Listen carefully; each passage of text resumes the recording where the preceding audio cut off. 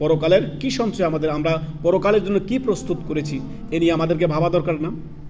দুনিয়ার জীবনে আমরা ভাবি যে আপনার দুনিয়ার জীবনে আমরা ব্যাংক ব্যালেন্স, টাকা পয়সা, বাড়ি গাড়ি সব কিছু নিয়ে আমাদের পরিকল্পনা আছে, প্ল্যান পরিকল্পনার শেষ নেই।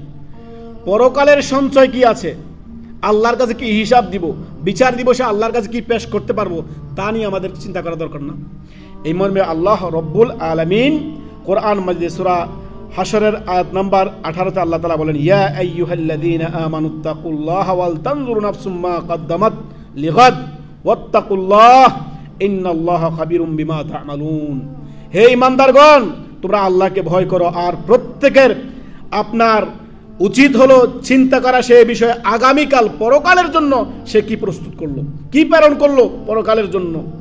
তোমরা আল্লাহকে ভয় করো, নিশ্চয় আল্লাহ সব বিষয় সম্যক জ্ঞান রাখেন এবং অবহিত আল্লাহ রব্বুল আলামিন। অতএব আমাদের পরকালের কোনো প্রস্তুতি নাই, দুনিয়ার প্রস্তুতির শেষ নাই। চাকরি করব, চাকরির পরে ঘর করতে হবে, বাড়ি করতে হবে, গাড়ি করতে হবে, এই করতে হবে, তো সেই দুনিয়ার প্ল্যান পরিকল্পনার শেষ নাই। পরকাল নিয়ে কোনো প্ল্যান পরিকল্পনা আমাদের থাকে না। অতএব ওয়াল তানজুরু নাফসুম মা কদ্দামাত লিগাদ, আগামীকালের জন্য কি পাঠাচ্ছেন, কি প্রেরণ করতেছেন, কি প্রস্তুত করতেছেন, সে নিয়ে আপনাকে আমাকে সজাগ থাকতে হবে। হেলায় পড়ে থাকলে হবে না। দুনিয়া নিয়ে হেলা, দুনিয়া ধোকা পড়ে আছে।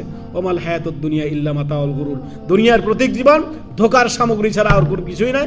মৌত দিয়ে দুনিয়ার সমস্ত কি হবে, সমস্ত বিলাসিতা, দুনিয়ার সমস্ত সুখ আনন্দ স্বাচ্ছন্দ্য সমস্ত মাটি হয়ে যাবে মরণ দিয়ে, কবরের মাটি দিয়ে। আল্লাহ কুমুত্তা কাফুর হাত্তা যুরতুমুল মাকাবির, কবরের মাটি দিয়ে সব শেষ হবে আমাদের।